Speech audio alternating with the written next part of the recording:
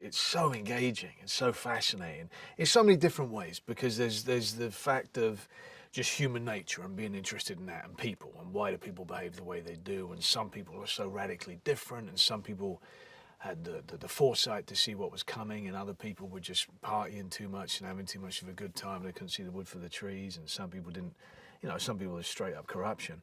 Um, and and and then also just an episode that we all lived through.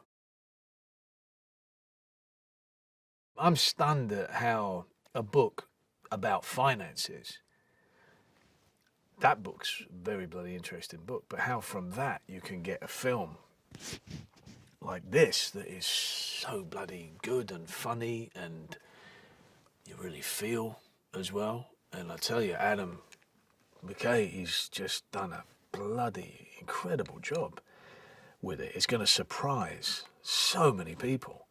And I thought this was going to be really good, and it's way beyond my expectations. He had just a really wonderful, backstory.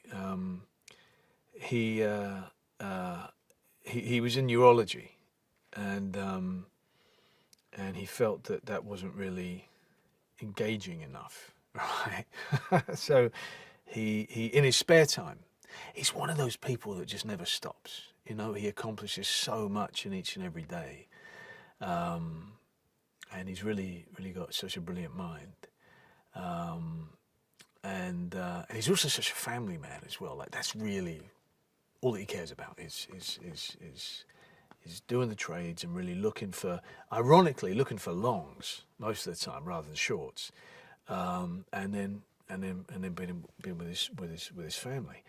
And so he started up a little web page where he just gave his opinions on the market, and people started paying attention, and started to make a lot of money off of his advice.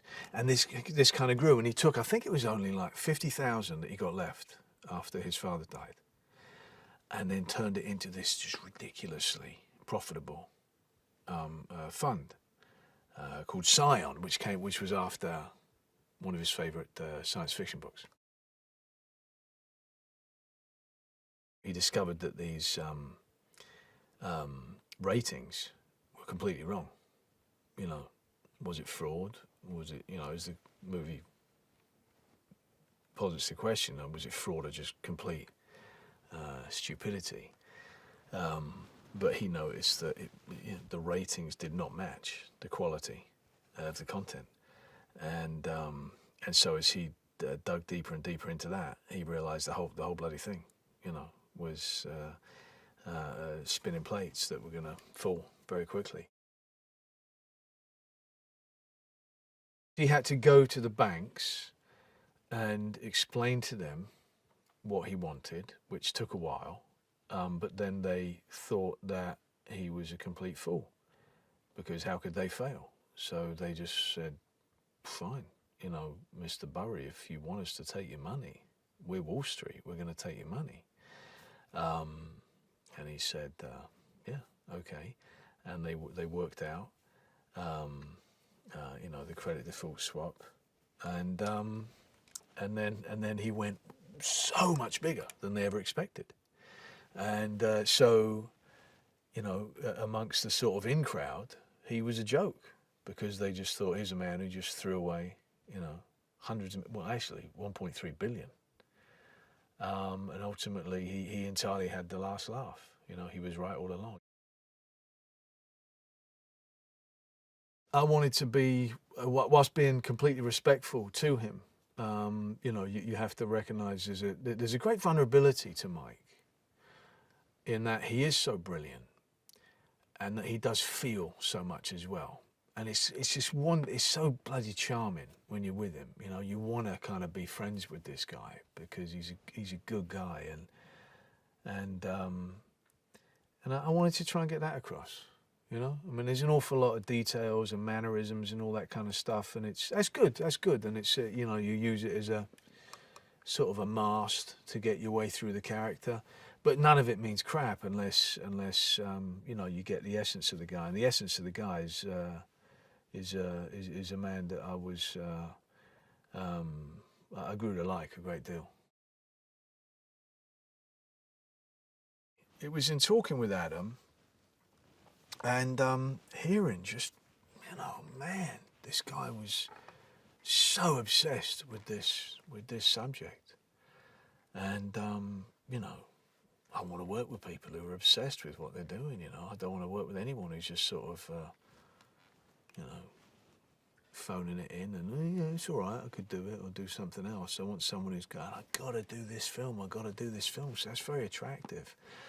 And then, of course, you know, he was talking about. Brad was already involved, and he was talking about Steve and Ryan and all the other potential casts. I was going, bloody hell, this is fantastic, and unlike anything I'd done before. So yeah, I went, all right, yep, I want to be a part of that. His incredible skill with utilising, you know, all his experience. I mean, he was the head writer on SNL for a long time, and then all the comedies he's done. Using that to his advantage, but then pulling back, you know, and coming up with this, The Big Short. I think the sky's the limit for that guy. I'm so impressed with him and his talents. You know, I think there's no end to what we're going to see him doing.